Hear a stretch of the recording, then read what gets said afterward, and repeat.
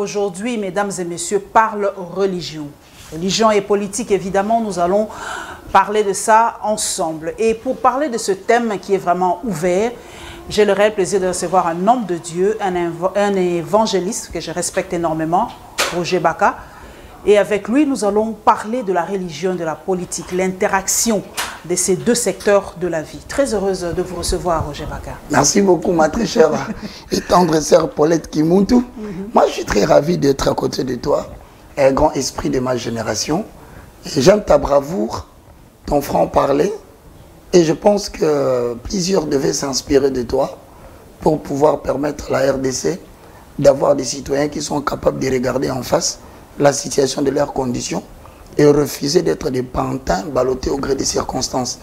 Il y a toujours un prix à payer, mais je pense que tu mérites nos fleurs et nos sincères félicitations. Merci Roger Baka, merci. Nous allons attaquer Togo. Moi, c'est vraiment des sujets qui me passionnent très très fort, la religion et la politique. Roger Baka, est-ce que les États théologiques sont les États le mieux gérés? Je prends par exemple, quand on parle de Dieu, hein, j'ai dit théologique, je prends par exemple l'État islamique d'Iran. C'est vraiment, eux, ils ont mis le Coran, Dieu, au centre de leur politique. Alors je voudrais savoir, est-ce que quand un pays est dirigé par le Coran, la Bible et tout ça, est-ce que ce sont des pays les mieux gérés? C'est une très belle question. Sur ce point, je te réponds directement. Que la religion, c'est l'ensemble des dogmes et des pratiques qui mettent en relation un peuple par rapport à une certaine divinité, qui n'est toujours pas une bonne divinité. Ah, ok. Alors ça, il faut déjà, dès le début, il faut le savoir, qu'il y a des nations qui focalisent leur constitution sur le contenu dogmatique de leur religion. C'est pourquoi vous parlez de l'État islamique. C'est-à-dire que chez eux, la loi ou le droit est copié sur base de ce que la religion édicte comme style ou mode de vie. Exactement. Et à cette question, je peux te dire que c'est très vrai. À ta question, pourquoi? Parce que dans chaque religion, il y a une prêtrise. On les appelle les détenteurs de secrets de la nation.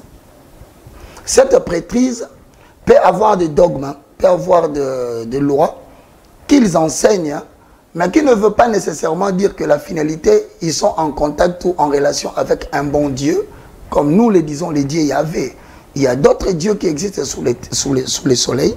Il y a des nations qui ont fondé leur espoir sur ces divinités.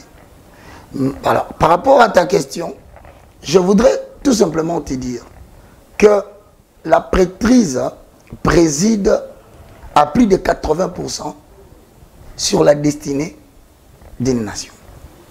Si vous avez une prêtrise, je veux dire, qui est forte, elle donnera naissance à une nation forte. Si vous avez une prêtrise qui est faible, elle donnera naissance à une nation faible. Pourquoi? Parce que le leadership politique d'une nation ne se fait pas sur base des ambitions ou sur base des lignes éditoriales de chaque président qui passe. Non. Il y a toujours un ensemble d'hommes qui gardent les secrets de la nation. Ah oui. Oui, les pères fondateurs, comme on dit. Le père fondateur et le père spirituel de la nation. De la nation. Ça veut dire, en d'autres termes, Paulette, qu'il y a des gens, je te donne l'exemple, je vais directement te le dire. Vous savez qu'aux États-Unis d'Amérique, à chaque fois qu'il y a élection, vous apprenez toujours que le président élu va en vacances pendant 7 jours. Ça, je ne sais pas. Si. Ah, oui.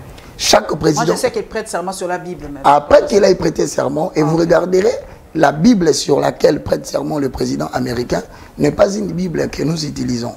D'ailleurs, Biden a prêté serment sur une Bible grimoire. Une Bible dont il n'y a pas Apocalypse. Regardez seulement, vous verrez, on a dessiné des clés au-dessus. Ouais, alors le Dieu dont parlent les Américains, ce n'est pas le Dieu Yahvé. C'est le Dieu de la pyramide derrière un billet de l'eau, le billet de $1. Okay. Chaque président américain, je voudrais dire cette vérité que les gens le notent. Après qu'il ait prêté serment, il a 7 jours où il va être rodé spirituellement sur les grandes idéologies spirituelles qui président à la destinée du peuple américain. Et il va où? Il va dans la petite Maison Blanche. Les gens connaissent généralement la grande Maison Blanche à Washington, Mais certains oublient ou ignorent. Mais par rapport à ta question, je veux révéler les secrets de la force des États-Unis d'Amérique. C'est que il y a un ensemble de prêtres. Il y a un ensemble de gardiens des secrets. Il y a un ensemble de gens qui protègent la supériorité des États-Unis d'Amérique parmi toutes les nations. Il y a un ensemble de détenteurs des secrets des États-Unis de l'Amérique, parmi lesquels il y a un monsieur qui s'appelle monsieur Douglas Coe. C'est parmi les gens qui rôdent spirituellement tous les présidents américains. Et la petite Maison Blanche dont je te parle se trouve en Virginie. Okay. C'est le secret de l'État. On ne veut pas que les gens les sachent. Et c'est composé de qui? C'est composé des citoyens américains qui ne sont pas sur le plan spirituel des traîtres. Non. C'est composé des citoyens politiques qui ont adhéré dès le début. On les a recrutés dans l'université de Yale, dans des grandes universités. On les a rodés spirituellement sur la religion de la nation. Et ces gens-là, ils ne sont ni républicains, ni démocrates, ni indépendants. Leur objectif principal, travailler pour l'émergence politique de la nation tout en gardant les secrets spirituels.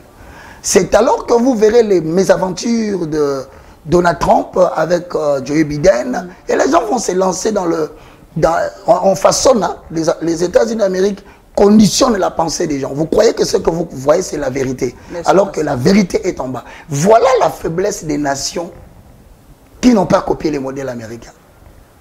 Ils vous montrent à la télévision un débat démocratique. Mais en coulisses, il y a une petite Maison Blanche qui ne fait que défendre les intérêts des Américains. Et là-dedans, écoute bien ma chère Paulette, Joe Biden est participant dans cette histoire. Obama, qui était déjà parti, il est participant dans cette histoire. Il y a encore Donald Trump qui a fait de bruit jusqu'à ce que les gens ont commencé à croire qu'on va le réhabiliter. Voilà, ça c'est le conditionnement de la pensée par le média. Il est dedans. Comment il est dedans? Tout problème qui se pose aux États-Unis d'Amérique, le président participant qui ont l'idéologie spirituelle des États-Unis d'Amérique reçoivent chacun un SMS. Donc vous ne pouvez pas dire aujourd'hui que Donald Trump ne s'entendrait pas avec Joe Biden. C'est de l'apparence extérieure. Puisque le dossier que Joe Biden va traiter aujourd'hui, quand il y a des connotations spirituelles dedans qui touchent à la spiritualité de la suprématie des États-Unis d'Amérique, ils sont au courant. Ils se retrouvent. Ils décident pour l'intérêt des États-Unis. Mais c'est ça qui nous manque, Roger Baka, parce que moi je ne comprends pas. On nous reproche, et beaucoup disent, hein, que si l'Afrique ne décolle pas, c'est parce que l'Afrique n'a pas ce soubassement spirituel propre à elle, comme les Asiatiques qui ont refusé à un moment l'enseignement chrétien. Ils ont massacré des prêtres, les autres. On connaît l'histoire. Nous avons importé du tout. On est balancé entre le christianisme, l'islamisme, l'église des Noirs et tout ça. On n'a pas un soubassement à nous. C'est pour ça que l'Afrique ne décolle pas. Tu as raison. Et l'Afrique ne décollera pas tant que nous n'aurons pas remis en place le soubassement spirituel de notre nation. Exactement. Je dis ça pourquoi? Nous avons au Congo, ma chère Paulette, des religions importées, mais nous avons aussi des religions qui sont nées ici au Congo. Comme quoi? Le kimbanguisme, par exemple. Okay. Le Fepako Nzambe Malamu. Mais attention, l'église catholique n'est pas née ici. Okay. C'est une religion importée. Comme le protestantisme, le pentecôtisme, l'islamisme. Donc ça vient de l'extérieur. Mais je voudrais soulever quelque chose qui est très très important. Vous allez remarquer que dans les livres, je vais poser un jalon qui est très important. Dans le livre de Zacharie, c'est un prophète de la Bible, dans le chapitre 3, le verset 1, tu vas constater que ça faisait plus de 40 ans qu'Israël était déclassé du service sacerdotal et par conséquent, politiquement, il a traversé des moments sombres de son histoire. Pour quelle raison? Le renversement de vos lois spirituelles, c'est le début du bouleversement politique de la nation. Ça veut dire quoi? Si vous voulez prendre en otage une nation, vous n'avez qu'à bouleverser sa spiritualité. Vous voulez bouleverser l'avenir de Paulette, il faut la bouleverser d'abord au niveau de ses croyances spirituelles. Dès que vous réussissez à ébranler un peuple sur sa conception de sa spiritualité, c'est fini, vous les gardez esclaves de vous pendant tout le temps. L'Afrique est bouleversée comme ça. C'est la raison pour laquelle tu verras, lorsque Lumumba va en Belgique pour réclamer l'indépendance de la RDC, il était impénétrable. Ses collaborateurs étaient impénétrables. L'élite, ils étaient soutenus par qui? Par la fonction sacerdotale de Kimbangu. C'était solide. Personne ne pouvait pénétrer Kimbangu. D'où personne ne pouvait pénétrer la politique. Ils ont tenté de les corrompre et ils n'ont pas su. Mais Paulette, avec moi, tu comprendras que lorsque Lumumba est revenu ici, 11 jours après qu'il ait obtenu l'indépendance, voici qu'il se retrouve devant des sécessions. C'est entré comment? Comment c'est arrivé? C'est parce que la spiritualité belge a analysé la spiritualité congolaise. Et à cette époque, je te livre le secret. L'on a décidé sur le finance spirituel pour la gestion spirituelle des nations. Il fallait voter un budget de 7 millions d'euros pour corrompre la prêtrise congolaise et saboter ses citoyens politiques. C'est ainsi qu'on a corrompu la prêtrise. Exactement. Et quand la prêtrise était corrompue, la prêtrise a manipulé les sujets congolais pour livrer ses propres citoyens, d'où la mort de Lumumba. Et est-ce que c'est fini? Non. Ces gens continuent à croire que s'ils peuvent continuer à corrompre la classe de la prêtrise congolaise, ils peuvent encore nous gérer 40 ans. Malheureusement, c'est ce qui se passe. C'est ce qui se passe encore aujourd'hui. Voilà. Toute cette ambiance délétère, traumatisante, de choix des présidents de la CENI, le mésentente entre les 6 confessions, les 2 confessions, je t'informe. Il y a à boire et à manger. C'est une génération corrompue. Il y a une prêtrise grave là-dedans. Il y a de l'argent qui circule pour corrompre la prêtrise. La prêtrise, ce n'est pas seulement l'église catholique, il y a aussi l'église protestante et les autres, même les pasteurs. Voilà, je te parle de la prêtrise. En général. Tous en général, okay. D'une manière générale. Ils vendent l'avenir de leur nation. Ils sabotent l'éclosion politique de la nation à venir, qui est la RDC. Nous, on nous rachète par notre prêtrise. C'est-à-dire qu'on sait manipuler les politiques à partir de la prêtrise. Parce que voulez-vous? Vous savez que lorsque vous êtes autorité politique, finalement, vous devez fréquenter une religion. Vous fréquentez quelle religion? Vous allez dans l'église catholique. Mais attends, l'église catholique, c'est le premier parti politique d'opposition de la RDC. Certains ne le savent pas. Depuis la mort du président, du papa Tshisekedi, perd son âme. On n'a plus retrouvé un digne fils de la nation qui était capable de s'opposer et refuser les intérêts des Européens. On n'a pas trouvé. C'est ainsi que Vatican a récupéré la chose pour utiliser l'église catholique comme étant le premier opposant qui contrôle le président africain. Même le président congolais. Donc tout ce que vous voyez aujourd'hui, on peut dire du mal sur l'église catholique, mais je peux te garantir que quelqu'un peut se lever aujourd'hui, dire du mal de l'église catholique, mais qui soulève le doigt si l'église catholique ne l'a pas accompagné. Mais s'il s'oppose à l'église catholique, mais c'est une démarche politique, on ne peut pas laisser les chemins qui vous a fait passer, on fera passer quelqu'un d'autre. Il faut briller ces chemins. Donc vous avez une situation dans le pays où la crise congolaise n'est pas politique. Elle est spirituelle. Elle est vraiment spirituelle, maman Paulette. Elle est vraiment spirituelle. Et d'ailleurs, nous ne pouvons pas sortir de cette situation tant que nous aurons une génération de la prêtrise corrompue. Mais comment faire? C'est vrai que beaucoup disent que la génération, on a déjà 2 générations sacrifiées, presque, depuis l'indépendance, ça fait 2 générations, Roger Baka. Alors là, pour la nouvelle génération, toi qui es un homme de Dieu, convaincu de la force de la spiritualité pour l'avancement économique d'un pays, que dirais-tu à ces jeunes qui étudient aujourd'hui? Doivent-ils croire en on croit en Jésus, en Dieu, mais pour l'église, quelle église fréquenter pour ne pas perdre sa force spirituelle? Parce qu'aujourd'hui, si tout le monde s'est dit que on va faire quoi aujourd'hui pour développer le pays? Ça, tu dis une chose importante, c'est qui fait ta force, Paulette, quand je te suis, ce sont tes convictions et tes croyances. Tu es convaincu du bien et du mal. Et quand tu es convaincu de quelque chose qui est mauvais et de quelque chose qui est bien par rapport à une certaine spiritualité, tu n'as peur de rien. Les vents viendront. Si tu parles au nom de la vérité te défendra.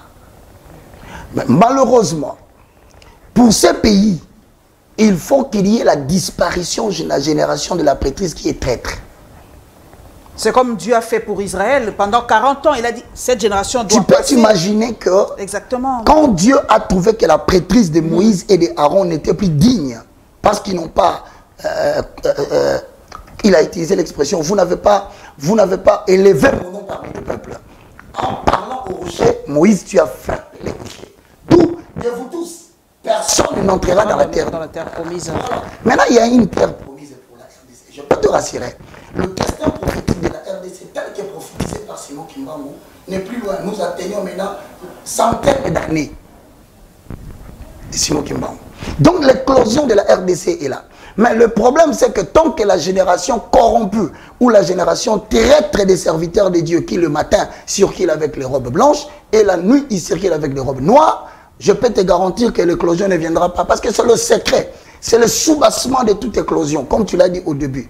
Mais ici, là, le problème que nous avons pour parler à la nouvelle génération, Maman Paulette, je vais évoquer une référence biblique. Si tu regardes le livre de Zacharie toujours, moi j'appelle ça la quintessence des livres prophétiques. Cela stipule même l'état dans lequel se retrouve spirituellement la RDC.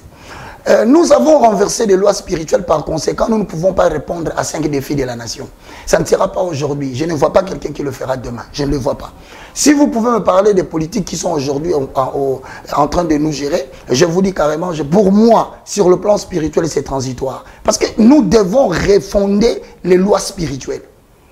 Premièrement, il y a 5 éléments. Nous pouvons crier comme nous voulons. La première des choses, c'est la pacification totale du pays. Elle ne viendra jamais tant que la prêtrise n'est pas restaurée. Nous allons crier sur le président, nous allons crier sur le Parlement, nous allons crier sur le gouvernement, nous allons crier sur les cours et tribunaux. Je te rappelle, il doit y avoir une prêtrise qui accompagne un chef de l'État dans les relèvements des défis. Cette prêtrise doit être connue de Dieu. Donc, la problématique de la pacification du pays a pour soubassement les renversements de lois spirituelles. 2. La réconciliation nationale, ça n'a pas encore été fait. C'est pourquoi vous voyez la résurgence, tantôt du tribalisme à outrance, tantôt il y a une tribu qui est haïe par la population et on vous promet que vous allez voir. Cette réconciliation n'aura pas lieu parce que le seul langage qui unit les tribus, c'est le verbe. Et le verbe, c'est la parole. Et la parole, c'est le sacerdoce qui n'est pas corrompu. Vous avez aujourd'hui dans ce pays un sacerdoce qui est vraiment ambigu. C'est-à-dire quoi? C'est-à-dire à la base, ils sont soit francs-maçons, tout en étant pasteurs publics et chrétiens. À la base, ils sont rosicruciens, tout en exhibant devant les gens qui sont chrétiens. Et mais malheureusement, c'est cette prêtrise qui prétend travailler pour l'éclosion et le développement de la nation. Ça ne se fera pas. Troisièmement, l'émergence d'une nouvelle élite des serviteurs. Maintenant, l'émergence d'une nouvelle élite est accompagnée toujours de l'émergence d'une nouvelle élite politique. Crois-moi, il y a des gens que Dieu a préparés sur le plan politique pour l'émergence de ces pays. Mais ils n'auront pas accès à ces pays pour commencer si nous ne remettons pas les fondations spirituelles en place. La compromission spirituelle, la restauration des valeurs spirituelles. Zacharie chapitre 3, le verset 3 dit: Israël, pour la petite histoire, Madame Paulette, était abandonné par l'Éternel. Et lorsque Dieu abandonne une nation prophétique, il choisit pour vous une nation pénitive. Vous devenez esclave, en fait. Une nation sera choisie pour vous punir. Moi, j'ai l'impression qu'il y a une nation qui nous punit. Ça s'appelle le Rwanda. J'allais le dire. Et je te confirme que nous partageons notre... nous partageons notre drapeau avec ce pays. Et je peux te rassurer, selon les visions prophétiques de l'Éternel, même si quelqu'un venait après Félix, si nous ne resterons pas les lois spirituelles, nous allons traiter encore avec le Rwanda. Oracle de l'Éternel. C'est pour te dire que la nation punitive de la RDC, c'est le Rwanda. Regardez à l'instar d'Israël, un petit pays comme le Philistin. Il pouvait battre l'Israël, mais Israël ne comprenait pas. Mais regardez bien les lois. Quand Israël retourne vers le Seigneur, le retour envers l'Éternel, c'est le rejet des statuts. Mais chez nous, pratiquement, c'est vrai, Roger Baka, c'est vrai. On n'a pas une religion d'État, on n'a pas une église d'État. Même le président est partout. Permettez, c'est pas une critique. On le voit chez les kimbanguistes, chez les catholiques, chez les il est partout, même en Israël, tous les milliers de lamentations. Il est partout. On n'a pas une église à nous, ferme. On va se raccrocher à quoi, en fait? Vous savez, lorsque vous regardez dans la Bible, vous verrez que en général, dans la notion de l'évolution politique de la nation d'Israël, les rois se fiaient plus aux serviteurs qui démontraient la puissance de leur Dieu. Les prophètes. Dans la vérité. C'est comme ça que tu verras, à côté du roi, il y avait tout le monde. Il y avait les satrapes, il y avait des intendants, il y avait des magiciens, il y avait aussi Daniel. Okay. Le problème aujourd'hui en République démocratique du Congo, c'est que les proches collaborateurs du président, c'est que certains conseillers de l'ecclésiastique rejettent certaines personnes et ne veulent jamais qu'ils approchent le président. Mais alors que Pharaon, c'est le père de la franc-maçonnerie. Pharaon, c'est la pyramide.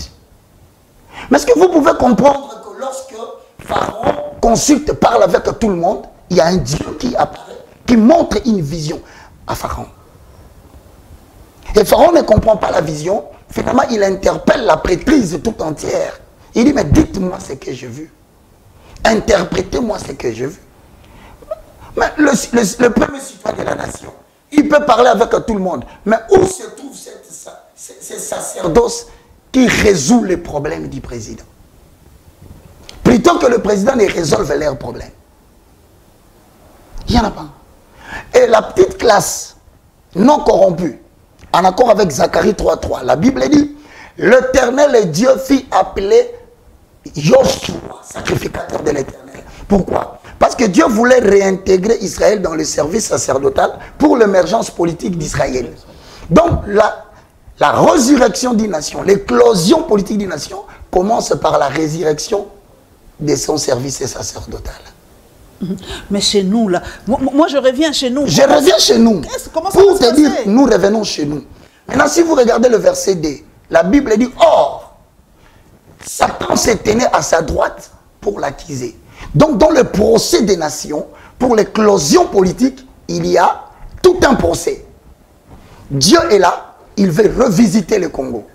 Il veut redonner au Congo sa puissance par rapport à la région, à la sous-région, par rapport à l'Afrique et par rapport au monde. Mais c'est tout un jugement des nations qui sont convoqués au jugement.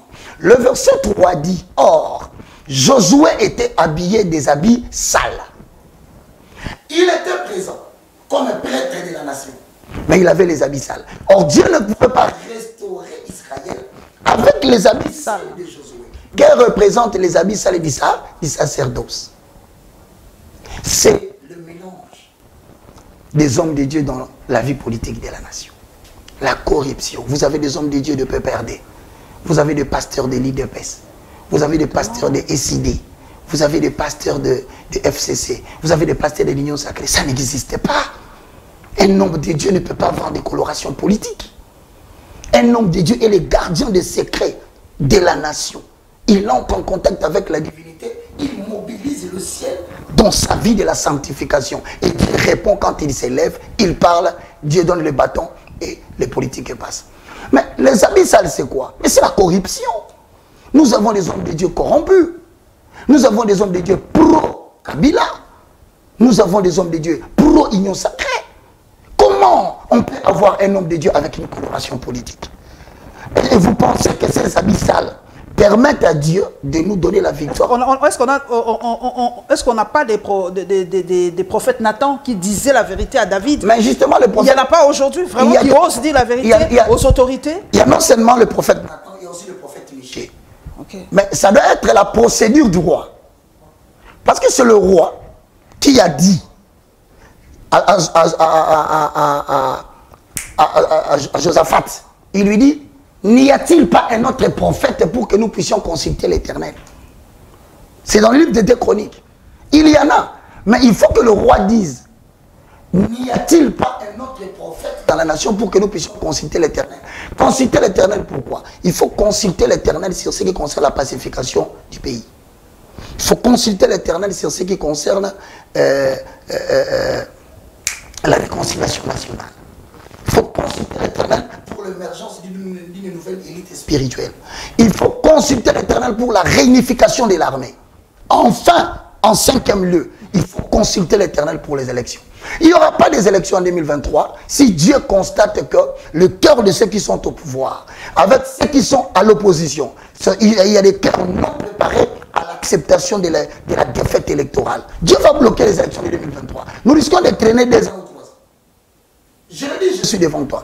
Nous risquons de traîner dans ces pays 2 ans ou 3 ans, tout simplement parce que on n'a pas consulté les serviteurs de l'Éternel. Et tu verras maintenant quel est le problème qui se pose. Le problème qui se pose là, c'est que vous verrez, après avoir appelé Michel, voilà ce que les autres prophètes corrompus ont dit. Nous avons tous prophétisé positivement pour le roi. Toi, en arrivant là-bas, tu feras la même chose. Tu feras la même chose. Maintenant, quand ils savent que tu ne diras pas la même chose, ils ne vont pas te pousser à l'OIA. Comment tu vas entrer à l'OIA? Comment tu vas aller? Parce qu'ils savent que toi, tu ne diras pas. Et je peux te rassurer, la faveur de l'Éternel pour le roi n'est pas liée aux fonctions du roi. C'est lié à la qualité du sacerdoce qu'il a. S'il a des bons serviteurs qui sont dans le vrai sacerdoce, malgré qu'il s'est, je l'ai dit, obligé de parler avec tout le monde, parce qu'il est le président de tout le monde. Mais si c'est tout là, quelqu'un qui est dans le vrai sacerdoce, Dieu va prendre la nation en charge. Papa Roger Baka. Et donc, c'est comme je te disais là, ma soeur Paulette, il faut que le roi intime l'ordre aux gens, ça ne va pas. Nous devons consulter l'oracle de l'Éternel. Okay. Et c'est ainsi que quand l'oracle est arrivé, comme tu le dis, le roi a permis qu'il arrive. Et quand il arrive, le roi pose la question, devons-nous aller en guerre? Et tu sais, il partait en guerre pourquoi? Pour un cas similaire comme le nôtre. Il y avait une partie du territoire israélien qui était occupée par les étrangers. Ça demandait la consultation à l'Éternel. Ah, maintenant, Dieu leur dit non, allez-y, vous allez récupérer la terre. Non. Le roi lui-même dit non. D'après ce que je connais de l'information de ces messieurs, il n'a jamais dit du bien de moi. Comment aujourd'hui, il vient directement prophétiser? Alors maintenant, il arrête. Il dit, je ne parle pas à Michée. Je parle au prophète Michée. C'est alors qu'il lui dit, si tu vas, tu mourras.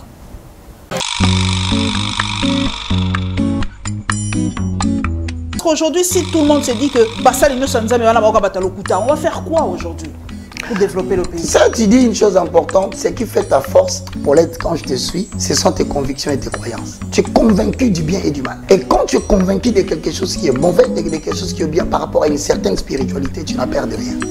Nous avons renversé les lois spirituelles, par conséquent, nous ne pouvons pas répondre à 5 défis de la nation. Ça ne sera pas aujourd'hui. Je ne vois pas quelqu'un qui le fera demain. Je ne le vois pas.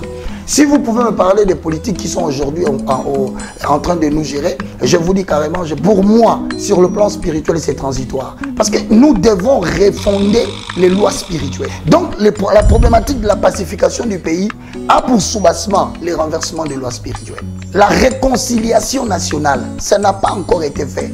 C'est pourquoi vous voyez la résurgence, tantôt du tribalisme à outrance, tantôt il y a une tribu qui est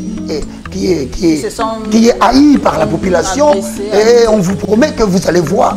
Cette réconciliation n'aura pas lieu parce que le seul langage qui unit les tribus, c'est le verbe. Et le verbe, c'est la parole. Et la parole, c'est le sacerdoce qui n'est pas corrompu. Vous avez aujourd'hui dans ce pays un sacerdoce qui est vraiment ambigu. C'est-à-dire quoi? C'est-à-dire à la base, ils sont soit francs-maçons, tout en étant pasteurs publics et chrétiens. À la base, ils sont rosicruciens, tout en exhibant devant les gens qui sont chrétiens. Et mais malheureusement, c'est cette prêtrise qui prétend travailler pour l'éclosion et le développement de la nation. Ça ne se fera pas. Troisièmement, l'émergence d'une nouvelle élite des serviteurs. Maintenant, l'émergence est accompagnée toujours de l'émergence d'une nouvelle élite politique. Donc, vous avez une situation dans le pays où la crise congolaise n'est pas politique. Elle est spirituelle. Elle est vraiment spirituelle, maman Paulette.